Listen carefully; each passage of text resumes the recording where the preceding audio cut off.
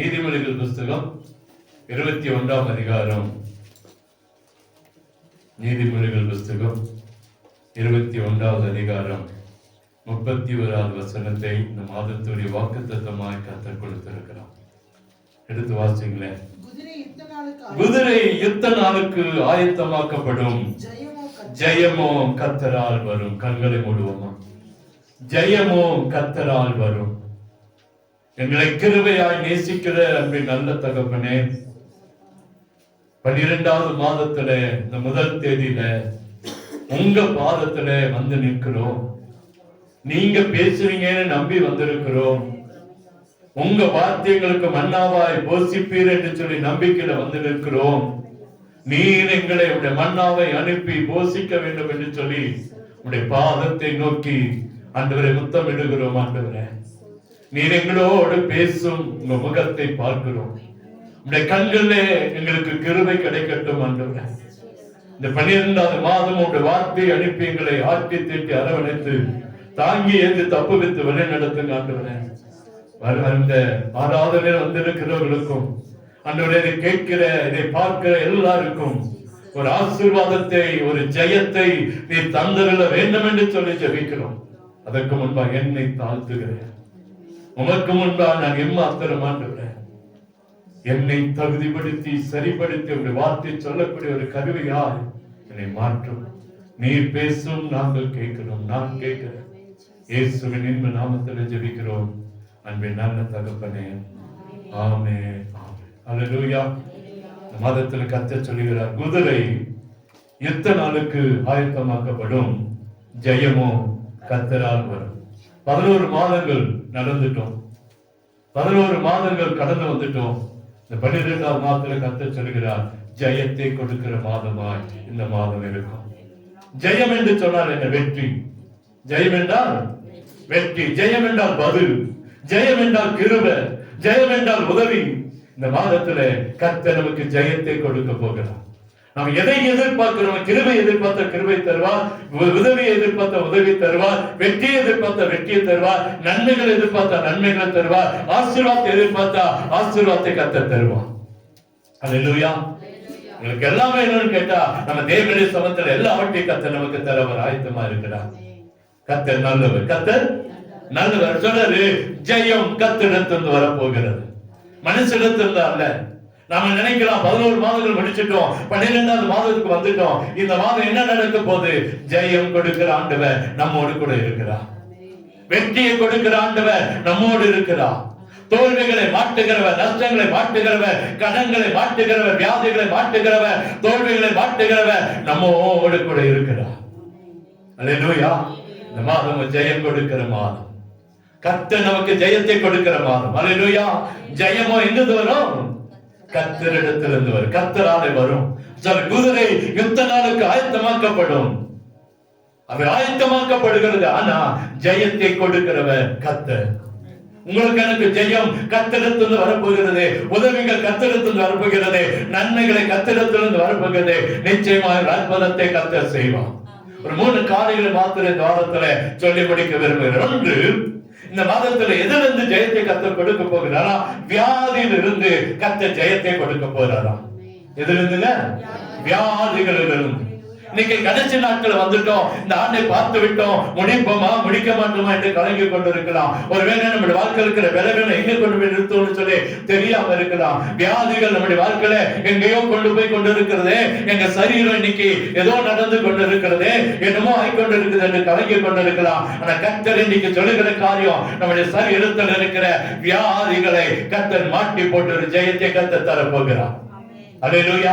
வேதாகமத்துல நீங்க வாசித்து பாருங்க. மார்க்கு புத்தகத்துல 1ஆம் அதிகாரம் 32, 33, 34 எடுத்து வாசிங்களேன். மார்க்கு 1, 32, 33, 34. சாயங்காலமாகி சூரியன் அஸ்தமித்த போது சகல பிணியாளிகளையும் பிசாசு பிடித்தவர்களையும் அவரிடத்தில் கொண்டு வந்தார்கள். பட்டணத்தார் எல்லாரும் வீட்டு வாசலுக்கு முன்பாக கூடி வந்தார்கள். பலவிதமான வியாதிகளால் உபத்திரப்பட்டிருந்த அநேகரை அவர் சொஸ்தமாக்கி. போதும் இங்க சொல்றாரு, பலவிதமான வியாதிகளினால் உபத்திரவப்பட்டிருந்த அநேகரை கர்த்தர் என்ன செய்திருந்தாராம்? சுத்தமாக்கினார், சுகமாக்கினார் என்று சொல்லி பார்க்கிறோம். அல்லேலூயா. இன்னைக்கு உங்களுடைய வாழ்க்கையில பல விதமான வியாதிகள் இல்லை. ஒருவேளை நமக்கு வாழ்க்கையில சரீரத்துல, ஒருவேளை நம்முடைய இருதயம் அல்லது உச்சந்தலிருந்து உள்ளங்கால் வரைக்கும் உறுப்புகள் பாதிக்கப்பட்டு இருக்கலாம். கர்த்தர் சொல்லுகிற காரியம், முதலாவது வியாதியிலிருந்து ஒரு ஜெயத்தை கர்த்தர் தருவாராம். என்ன தர்றாரு? வியாதியிலிருந்து ஒரு ஜெயத்தை தரப்போகிறார். அல்லேலூயா. வியாதிகள் மாறப்போகிறது, வியாதிகள் மாறப்போகிறது.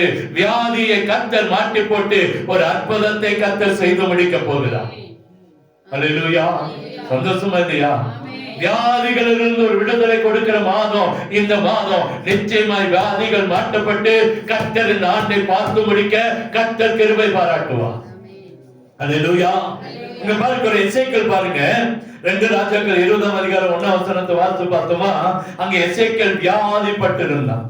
மரணத்துக்கு ஏதுவான வியாதி என்று சொல்லப்படுகிறது. அவனுக்குள்ள என்ன இருந்துச்சுங்க? எடுத்து வாசிங்கப்பா.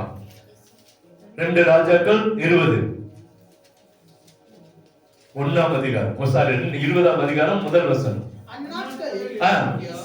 அந்நாட்கள் எசேக்கியா வியாதிப்பட்டு மரணத்துக்கு ஏதுவா இருந்தான். எப்படி இருந்தாங்க? மரணத்துக்கு ஏதோ, அடுத்த நிமிஷம் மரணம். அவனுடைய மரணத்தை நோக்கி கொண்டிருந்தான்.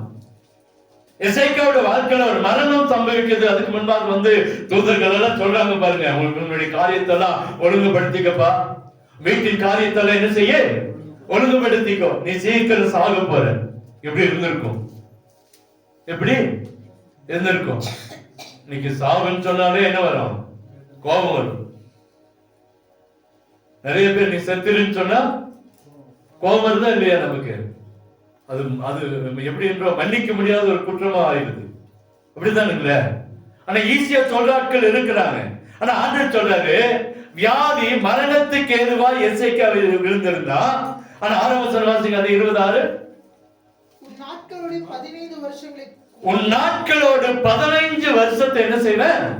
கூட்டி கொடுப்பேன். ஆண்டவர் அல்லேலூயா. அழகு சொல்ற 15 வருஷத்தை சேர்த்து கொடுத்த ஆண்டவர். ஒரே நொடியில அவனுடைய நாட்கள், அவனுடைய வாழ்க்கை, அவனுடைய சரித்திரம், அவனுடைய சூழ்நிலை அழிந்து போகிற காரியமா இருந்தது. ஆனா கர்த்தர் மீண்டுமா ஒரு உயிர்த்தெழுதலை, மீண்டுமா ஒரு உயிர்த்தெழுதலை, மீண்டுமா ஒரு முளைத்து எழுப்புகிற ஆசீர்வாதத்தை கர்த்தர் கொடுத்தார். அல்லேலூயா. இங்க பார்க்கிறோம், மரணத்துக்கு ஏதுவான வியாதி கொண்ட எசேக்கியேலுடைய வாழ்க்கையில கர்த்தர் ஆயுசு நாட்களை சேர்த்து கொடுக்க முடியும் என்று சொன்னார். உங்களுடைய வாழ்க்கையில, என்னுடைய வாழ்க்கையில இந்த மாதத்துல வியாதியிலிருந்து விடுதலை கொடுத்து ஜெயத்தை கர்த்தர் தரப்போகிறார். அல்லேலூயா. அல்லேலூயா.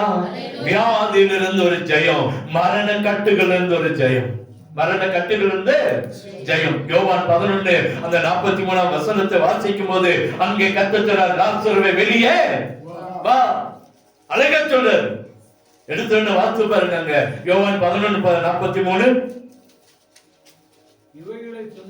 இவைகளை சொன்ன பின்பு லாசருவே வெளியே வந்து உரத்த குரலில் சொன்னார். சத்தமா சொல்றார், வெளியே வா என்று கூப்பிடுறார். நீ மரணத்துக்கு பாத்திரவான் அல்ல, நீ உயிரோடு இருக்க வேண்டியவன். ஆண்டவருக்கு அதுதான் முக்கியம். அல்லேலூயா. அச்சல நீ வெளியே வா, மெதுவா வர சொல்ல, சத்தமிட்டு சொன்னான்னு சொல்றார். வேதம் சொல்லுது, சத்தமிட்டு சொன்ன ஒரு வார்த்தை என்னன்னா, அதுக்கு முன்னாடி அழுகிறார், அதுக்கு முன்னாடி கலங்குகிறார், அதுக்கு முன்னாடி பல காரியங்களை பேசுகிறார். ஆனா இங்கே வரும்போது அந்த வார்த்தை ஒரு ஜீவனுள்ள வார்த்தையாய் வெளிப்படுகிறத பார்க்கிறோம். அதிகாரமுள்ள வார்த்தையாய் வெளிப்படுகிறத பார்க்கிறோம். ஜீவனுள்ள வார்த்தையாய் வெளிப்படுகிறத பார்க்கிறோம். அங்கே மரித்து போனவனை உயிரோடு கொண்டு வருகிற ஒரு அற்புதமான வார்த்தையா நம்ம பார்க்க முடிகிறது. சத்தமிட்டு கூப்பிட்டார் என்று சொல்லப்படுகிறது. அல்லேலூயா. சொல்ல லாசருவே பெயரை சொல்லி, அது ஒரு மரித்து போன மனுஷனுடைய பெயரை சொல்லி அங்கே சொல்லுகிறார். அங்கே இன்னொரு இடத்துல வாலிபனே உயிரோடு எழும்புகிறார், சிறு பிள்ளையை உயிரோடு எழும்புகிறார். ஆனா இங்க பாருங்க, விசேஷமா லாசருவே வெளியே வா. உங்களை எண்ணி கர்த்தர் அழைத்தது அதற்காக தான். உயிரோடு கர்த்தர் ஆசீர்வாதத்தோடு வைக்கதான் கர்த்தர் நம்மை அழைத்திருக்கிறார். அல்லேலூயா. இந்த நாட்களிலே கர்த்தருடைய விசேஷித்த கிருபை எதிலே நமக்கு ஜெயம் என்று சொன்னார். வியாதியிலிருந்து ஜெயம், மரணத்தின் வியாதியா இருக்கலாம், ஒருவேளை சாக போகிற சூழ்நிலையா இருக்கலாம். ஆனா கர்த்தர் ஒரு அற்புதத்தை செய்து முடிக்கிற ஆண்டவர் நம்மோடு கூட இருந்து இந்த 31 நாட்களையும் பார்த்து முடித்து 2025 காண்கிற அந்த பெரிய கிருபை இங்க இருக்கிற எல்லாருக்கும் கர்த்தர் தருவார். அல்லேலூயா. அந்த நாளை காணும் வரைக்கும் மரணம் இல்லை என்று சொன்னது போல கர்த்தர் இன்னைக்கு உங்கள் வாழ்க்கையில் இருக்கிற பயத்தை எடுத்து போட்டு வியாதியை மாட்டி போட்டு கர்த்தர் ஒரு அற்புதத்தை செய்ய ஆரம்பித்திருக்கிறார். ஒரு ஜெயம் எங்கே வரும்னா மரணத்திலிருந்து ஒரு ஜெயம், வியாதியிலிருந்து ஒரு ஜெயம். அல்லேலூயா. கர்த்தர் முதலாவது நம்முடைய வாழ்க்கையில் செய்ய போது வியாதியிலிருந்து ஒரு ஜெயத்தை கர்த்தர் தருவார். ஒரு போதுடைய மனைவி கேன்சர்ல பாதிக்கப்பட்டாங்க. எல்லாரும் சொன்னாங்க, டாக்டர் எல்லாம் சொல்லிட்டாங்க, இந்த இது மரணத்துக்கு ஏதுவான வியாதி, இதை குணப்படுத்தவே முடியாது. இந்த ஐயாவுக்கு ஒரு நம்பிக்கை, எப்படியாச்சும் ஆண்டவர் என் மனைவியை காப்பாற்றுவார், என் மனைவிய காப்பாற்றுவார். ஒரு நாள் இவர் ஊழியத்துக்காக வெளியே கடந்து போனார். மனைவி வீட்டில் இருக்கிறாங்க, மரிச்சு போனார். என்ன செஞ்சுட்டாங்க? மரிச்சு போயிட்டாங்க. இவர் ஊழியத்தில் இருக்கிறார், இங்க மனைவி மரிச்சு போறாங்க. உடனே தகவல் அனுப்புறாங்க, ஐயா அம்மா இறந்துட்டாங்க. ஐயா அம்மா என்ன செஞ்சுட்டாங்க? இறந்துட்டாங்க. உடனே வாங்க. வந்தாரு, வந்து நின்று பார்த்தாரு. அந்த அம்மாவை அப்படியே மேல இருந்து கீழே வரைக்கும் பார்த்தாரு. பார்த்து அந்த கையில அப்படி பிடிச்சாரு. அந்த அம்மாவை ஒரு கையில அப்படி தூக்கி அப்படி நிறுத்தி, நான் இல்லாத போது மரணம் என் மனைவியை தொட உனக்கு எப்படி அதிகாரம் வந்ததுன்னு ஒரு அடி அடிச்சாரு பாருங்க. அந்த அம்மா உயிரோடு வந்துட்டாங்க. உண்மையா நடந்த சம்பவம். அவர் சொன்னார், நான் இல்லாத போது என் மனைவியத்தோட உனக்கு யார் அதிகாரம் கொடுத்தது? இந்த எவ்வளவு வல்லமை பாருங்க. ஒரே அடிதான். அந்த அம்மா அப்படி அடிச்சாராம். அந்த அந்த வெறி, நான் இல்லாத போது மனைவிய பிசாசு என்ன செஞ்சுட்டான்? தொட்டுட்டான். மரணம் தொட்டுருச்சே, உனக்கு யார் அதிகாரம் கொடுத்தா? கர்த்தர் அந்த நேரத்திலேயே கேன்சர்ல விடுதலை, மரணத்திலிருந்து விடுதலை. இன்னைக்கு வரைக்கும் அந்த அம்மா உயிரோடு இருக்கிறாங்க. கர்த்தரால செய்ய முடியாத காரியம் எதுவுமே இல்ல. அல்லேலூயா. தேவனாலே கூடாத காரியம் எதுவுமே இல்ல. நமக்கு அப்படி ஒரு தைரியம் வராது. வருமா? உண்மையா வராது. நமக்கெல்லாம் அந்த தைரியம் வந்தார். அப்படியே பார்த்தாராம். நம்ம அப்படியே பிடிச்சு தூக்கி அப்படி நிறுத்தினார். லெப்ட்ல அப்படி தூக்கி நிறுத்திட்டு அந்த கையை சொன்னா, நான் இல்லாத போது என் மனைவிய இந்த மரணம் தொடுவதற்கு யார் உனக்கு அதிகாரம் கொடுத்தா? அதை கேள்விப்படும் போது உள்ள அப்படியே உடைந்தது, கண்ணீர் வரும். அவ்வளவு ஒரு விசுவாசத்தின் தகப்பனார் கர்த்தர். எனக்கு ஆபிரகாம் தான் பார்க்கிறோம். இன்னைக்கு அநேக ஊழியர்களின் கர்த்தர் அப்படி வைத்திருக்கிறார். அல்லேலூயா. இன்னைக்கு அப்படிப்பட்ட அற்புதங்கள் இன்னைக்கும் நடக்கிறது. மரணத்துக்கு ஏதுவான காரியங்களை கூட கர்த்தரால் மாற்ற முடியும். ஒரு ஜெயத்தை கர்த்தர் நமக்கு தர முடியும். அல்லேலூயா. கர்த்தர் நினைச்சா எதையும் எதையும் எதையும் எப்படியும் சாதிக்க அவரால் முடியும். நம்மளால முடியாது. நம்மளால எல்லாம் பார்க்கிறாங்க. எனக்கு என்ன பைத்தியம் முடிச்சிருச்சா? மனைவி செத்து போன பணத்தை வீச்ச கையில அப்படி தூக்கி நிறுத்திட்டு இந்த கையில அடிக்கிறாங்க. என்ன நடக்குது? ஒரு செகண்ட் தான், போன உயிர் திரும்ப வந்துச்சான். அல்லேலூயா. எல்லாரும் கத்துறாங்க, கதறாங்க. நம்ம குறிப்பாட்டி என மரணத்தின் கோர்வையிலிருந்து மாட்டி கொண்டு போய் சபையில வைத்து ஜெபிக்க ஆரம்பித்தாங்க. கர்த்தர் விடுதலை கர்த்தர் கொடுத்தார். அல்லேலூயா. இன்னைக்கு இந்த மாதத்துல கர்த்தர் செய்கிற காரியம், வியாதியிலிருந்து ஒரு ஜெயத்தை கர்த்தர் நமக்கு தருவார். இரண்டாவது காரியம், அது சொல்லுகிற காரியம், கடன் இருந்து ஒரு ஜெயம் உங்களுக்கு எனக்கு கர்த்தர் தரப்போகிறார். வரிசை கடைசியாச்சு. கடன்ல மூழ்கி இருக்கிறோமா? கடனோடு போராடி கொண்டு இருக்கிறோமா? கர்த்தர் ஒரு அற்புதத்தை இன்னைக்கு செய்ய அவர் ஆயத்தமா இருக்கிறார். உங்க கடன் இருந்து ஒரு ஜெயத்தை கர்த்தர் கொடுத்து தீர்வார். அல்லேலூயா. கடன்கள் மாறும். அடுத்தது என்ன நடக்குது? கடன் இருந்து ஒரு விடுதலை கர்த்தர் செய்ய போற. 2 ராஜாக்கள் புத்தகம் 4ஆம் அதிகாரம் 1ஆம் வசனத்தை வாசிங்களே. 2 ராஜாக்கள் 4ஆம் அதிகாரம் 1ஆம் வசனம். தீர்க்கதரிசிகளுடைய புத்திரரில் ஒருவனுக்கு மனைவியா இருந்த ஒரு ஸ்திரீ எலிசாவை பார்த்து உமது அடியானாகிய என் புருஷன் இறந்து போனான். உமது அடியான் கர்த்தருக்கு பயந்து நடந்தான் என்பதை அறிவீர்.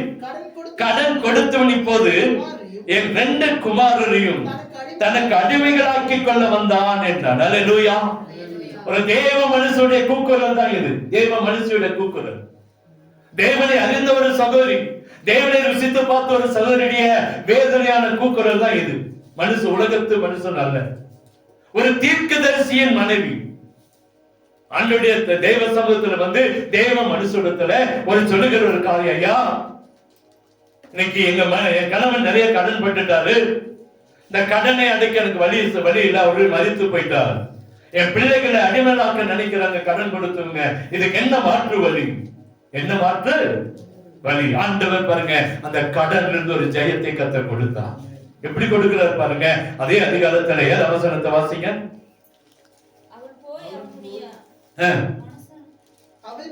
அவள் போய் தேவனுடைய மனுஷனுக்கு அதை அறிவித்தார்.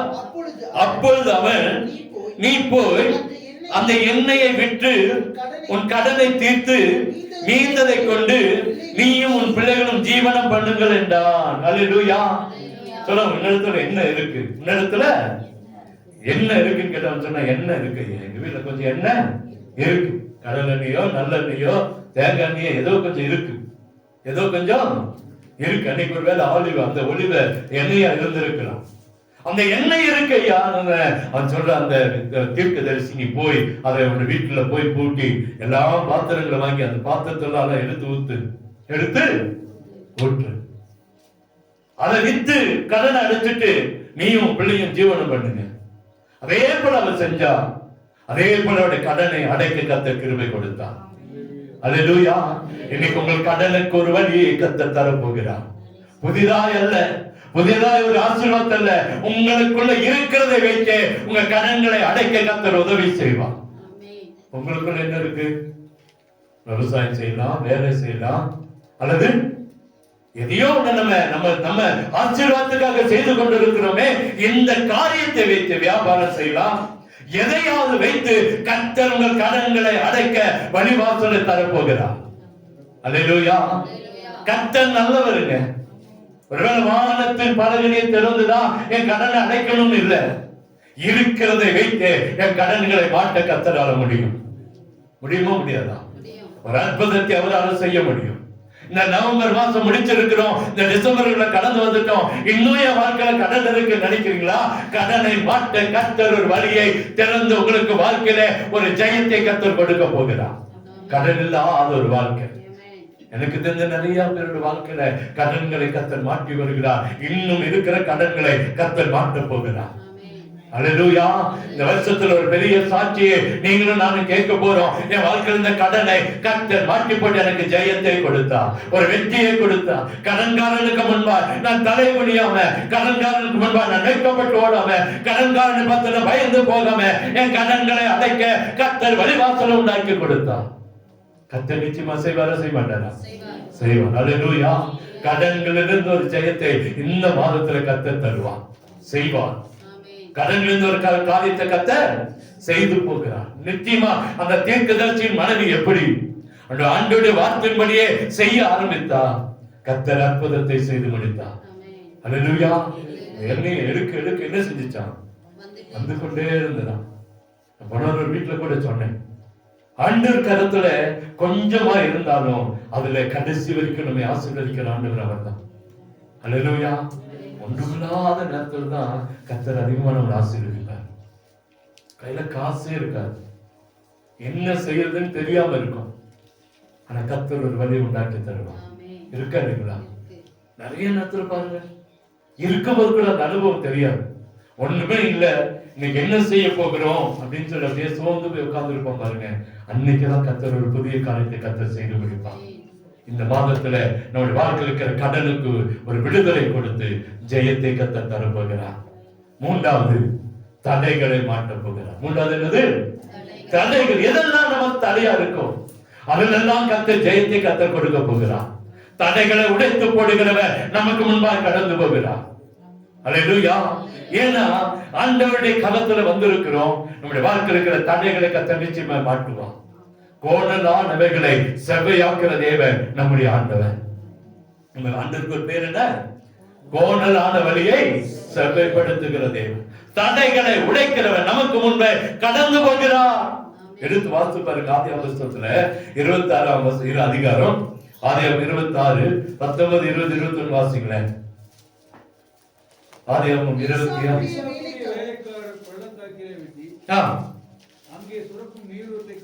சுரக்கும் நீரூற்றை கண்டார்கள். வாசிங்க, தொடர்ந்து வாசிங்க. கேராரின் மேய்ப்பர் அந்த தண்ணீர் தங்களுடையது என்று சொல்லி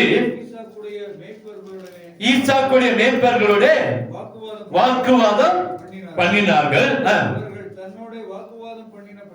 அவர்கள் தன்னோடு வாக்குவாதம் பண்ணினபடினால் அந்த துறவுக்கு எசேக்கு என்று பெயரிட்டான்.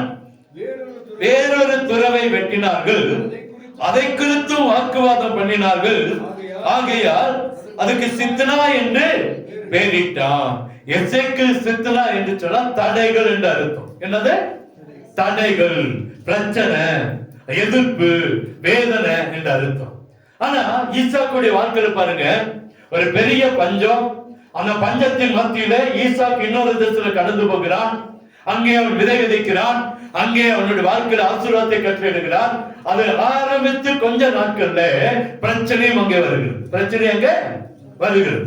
என்ன பிரச்சனைனா, இவங்க கொஞ்சம் ஆசீர்வாதத்துக்காக அடுத்த கிணறு தோன்றாங்க, அங்கே வாக்குவாதம் வருகிறது. அதை விட்டுட்டு இன்னொரு கிணறு தோன்றாங்க, அங்கேயும் வாக்குவாதம் வருகிறது. அங்கே எசேக்கு சித்தனா என்று சொல்லி அநேக வாக்குவாதங்களும் அநேக மன கஷ்டங்களும் வேதனைகளும் தொடர்ந்து வந்து கொண்டே இருக்கிறது. 72ஆம் வசனம். பின்பு அவ்விடம் விட்டு பெயர்ந்து போய் வேறொரு துறவை வெட்டினான். அதை குறித்து அவர்கள் வாக்குவாதம் பண்ணவில்லை. எவ்வளவு நாளைக்கு நமக்கு விரோதமா எழும்ப முடியும்? தேவ பிள்ளைகளுக்கு விரோதமா ஒரு சில நாட்கள் தான் எழும்ப முடியும். அல்லேலூயா. நீங்க நினைக்கிறீங்களா அவ எப்போதும் அப்படிதான், என் பிரச்சனை எனக்கு எப்போதும் அப்படிதான், வேதனை வந்துட்டே இருக்குன்னு நினைக்கிறீங்களா? ஒரு சில நாட்கள் எல்லாவற்றையும் கர்த்தர் முறித்து போட அவரால முடியும். முறித்து போட முடியுமா? முடியாதா? எத்தனை நாளைக்கு நமக்கு விரோதமா பேசிக் கொண்டு இருக்க முடியும்? எத்தனை நாள் நமக்கு விரோதமா காரியங்கள் செய்து கொண்டு இருக்க முடியும்? ஈசாக்கு விரோதமா பல காரியங்கள் செஞ்சாங்க. இங்கேயாவது பேசுறான், அங்கே தோண்டின கிணற தூர்த்து போடுறான். தோண்டின கிணற தூர்த்து போறான். இங்க ஒரு 10 அடிக்கு ஒரு கிணறு தோண்டான், தண்ணியே வரல. அப்போ சொன்னார், இங்க தண்ணி வராது. என்ன வராது? தண்ணி வராது ஐயா, பக்கத்துல எல்லாம் கிணறு எடுத்துட்டாங்க, இங்க தண்ணி வராதுன்னு சொன்னாங்க. ஆனா அந்த ஓனர் கேட்கல. ஓனர் என்ன செய்யல? கேட்கல. அங்கிருந்த ஈரோட்ல இருந்து ஆலக்கூட்டு இருந்து கிணறு தோண்டினாங்க. பார்த்த ஒரே பாறை, தண்ணி என்ன செய்யல? வரல. இது என்ன செய்யணும் இப்போ? அது தண்ணியில தூர்த்து போடுறது. இது ஏன் சொல்ல வந்தேன்னா, அவர்கிட்ட நான் பேசிருக்கும்போது அவரு என்கிட்ட சொன்னார், இது தண்ணி வரல, அதை மூடணும். ஆனா இங்க தண்ணி வந்த கிணறு, ஆசீர்வாதத்துக்காக ஊற்றுகள் நிரம்பின கிணறு தூர்த்து போட்டான், மூடி போட்டான். உங்க ஆசீர்வாதத்தை தூர்த்து போட்டு இருக்காங்களா? உங்க ஆசீர்வாதத்துக்கு முன்பாய் இன்னைக்கு வேறு விதங்கள்ல கிரியை செய்யறாங்களா? நம்ம ஆசீர்வாதத்துக்கு முன்பாய் அநேக காரியங்களை செய்து தடைகளை உண்டாக்கி கொண்டிருக்காங்களா? கர்த்தர் நம்மோடு கூட இருக்கிறார். அல்லேலூயா. தூர்த்து போட கிணறு தோண்டிட்டே இருந்தா, ஒரு கிணறு தோண்டும் போது வாக்குவாதம் பண்ண அவங்களுக்கு வாயே வரல. என்ன வரல? வாய் வரல. கர்த்தர் அதுதான் உங்கள் வாழ்க்கையில, என்னுடைய வாழ்க்கையில கர்த்தர் செய்ய போகிறார். நமக்கு விரோதமா எழும்பும் போது கொஞ்சம் விட்டு பிடிப்பார், கொஞ்சம் பார்க்கலான்னு விடுவார், கொஞ்சம் போகட்டும் விடுவார். ஒரு நாள் வரும், அவனுடைய முழு சரித்திரத்தையும் கர்த்தர் முடித்து போடுவார். நமக்கு விரோதமா உருவாக்கப்படுகிற எல்லா ஆயுதங்களை கர்த்தர் ஒன்றுமில்லாமல் ஓட துரத்தி நமக்கு முன்பாய் கர்த்தர் ஜெயத்தை கர்த்தர் தர விரும்புகிறார். ரெகோபோத்தை, ஒரு ரெகோபோத் என்று சொன்னால் ஒரு புதிய ஆசீர்வாதம், ஒரு புதிய ஊற்று, ஒரு புதிய ஆசீர்வாதத்தை கர்த்தர் உங்களுக்கு எனக்கும் இந்த மாதத்தில் கர்த்தர் தர விரும்புகிறார். அங்கே சொல்லப்படுகிறது, அவர்கள் வாக்குவாதம் பண்ணல.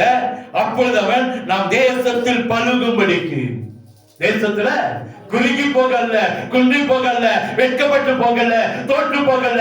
இந்த மனுஷனுக்கு முன்பாய், இந்த ஜாதிக்கு முன்பாய் நீங்கள் நான் வெட்கப்பட்டு போக விடல. கர்த்தர் நமக்கு இடம் உண்டாக்கிறார் என்று சொல்லி அதுக்கு ரெகோபோத் என்று பெயரிட்டான். கர்த்தர் நமக்கு என்ன உண்டாக்குறாரு? இடம் உண்டாக்குவாருங்க.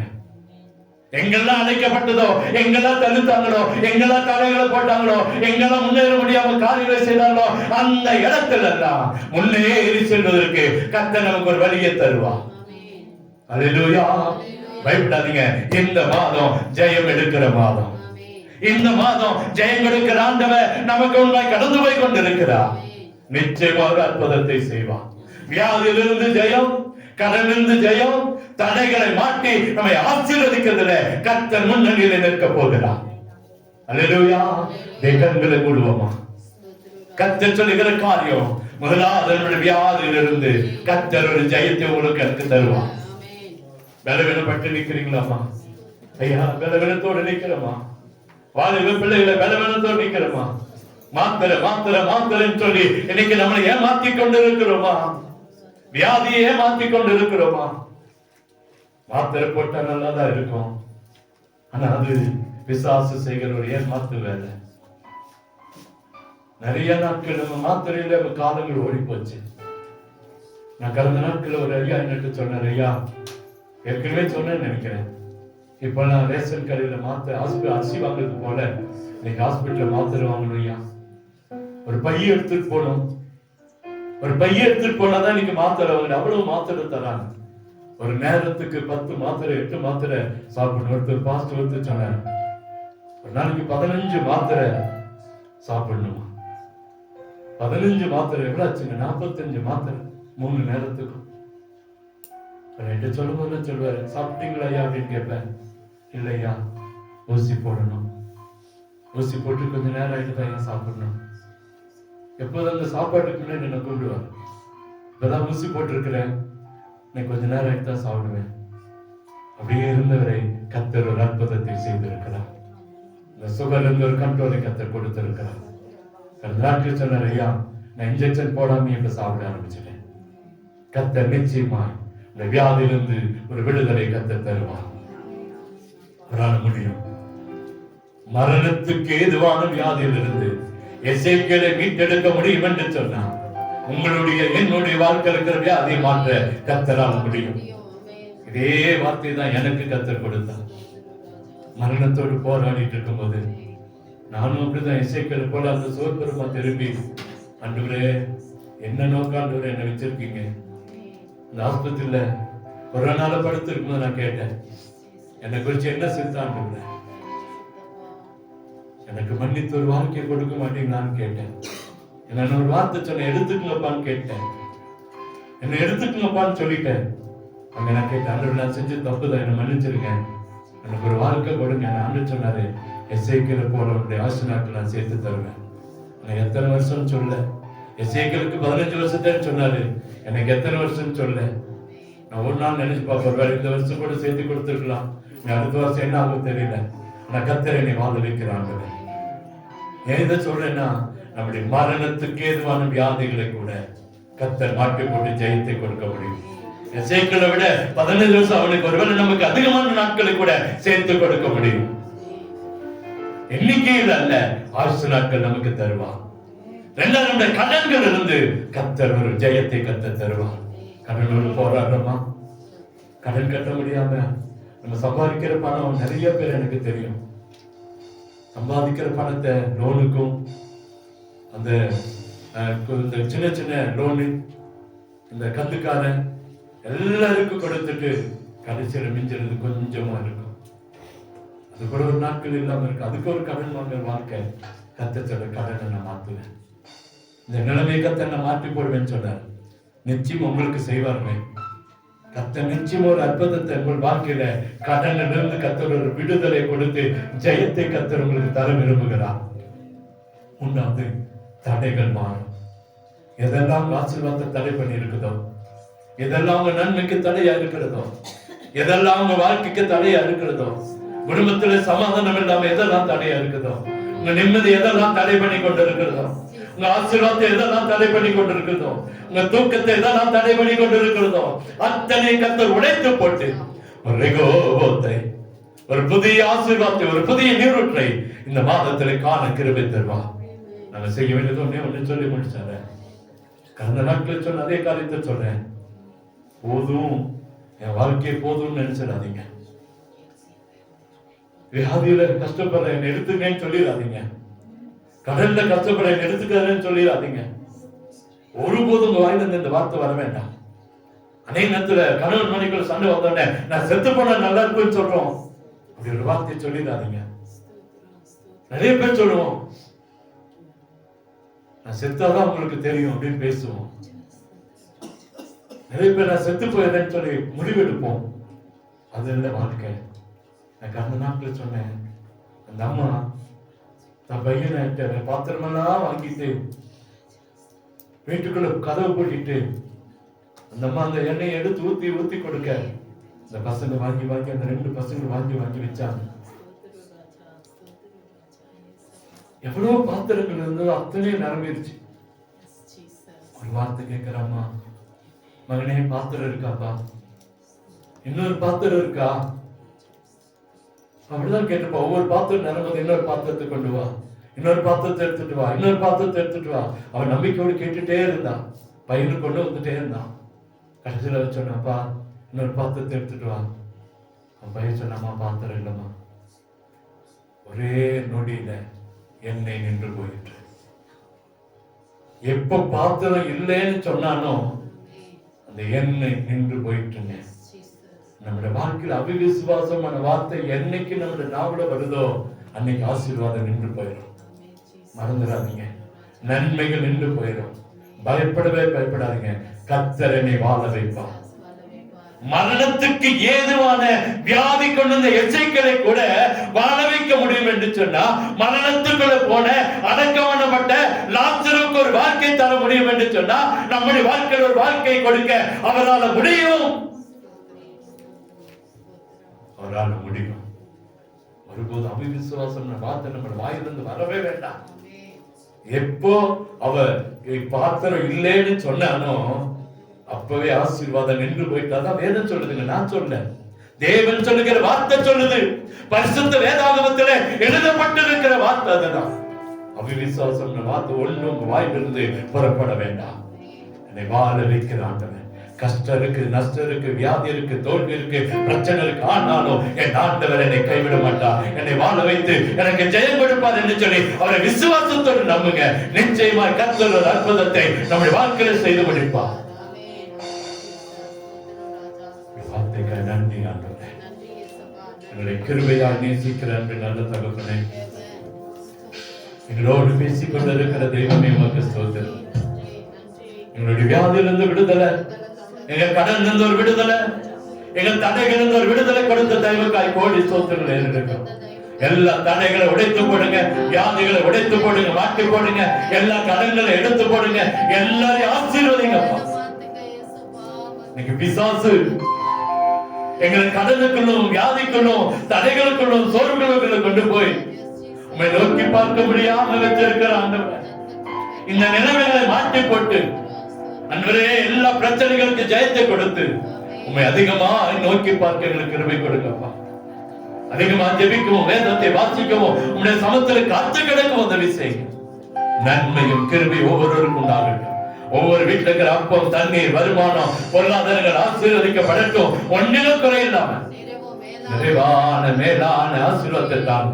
ஒவ்வொரு வீட்டுல இருக்கிற அப்பம், தண்ணீர், வருமானம், பொருளாதாரங்கள் ஆசீர்வதிக்கப்படட்டும். இந்த 31 நாளும் போஷித்து பாதுகாத்து வழி நடத்தி தாங்கி ஏந்து தப்புவித்து வழி நடத்துங்க.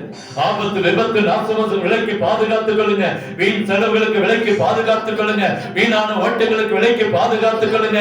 குடும்பங்களை சமாதானம், குடும்பங்களை ஆசீர்வாதம், செய்கிற வேலைகளை ஆசீர்வாதம், படிக்கிற பிள்ளைகளோட படிப்பிட ஆசீர்வாதம், எல்லா வீட்டிலும் சமாதானம் நீடித்திருக்கட்டும். வார்த்தையின்படி சமாதானமாய் வாழட்டும். சமாதானத்தின் சூழ்நிலை ஒவ்வொரு குடும்பத்திலையும் உண்டாக்கி கொடுங்க. இயேசுவின் நாமத்தில் ஜெபிக்கிறோம் அன்பின் நல்ல தகப்பனே, ஆமென்.